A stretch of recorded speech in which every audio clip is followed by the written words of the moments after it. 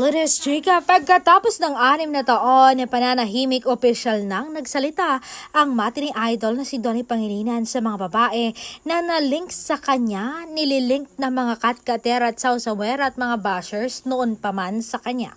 Saad niya, gusto ko lang linawin na walang katotohanan ang mga lumalabas na isyo sa mga nililink sa akin na babae. Ang totoo lang na lumalabas na balita ay ang tungkol sa amin ni Bea. Na jowa ko siya, na kami na mahal ko siya.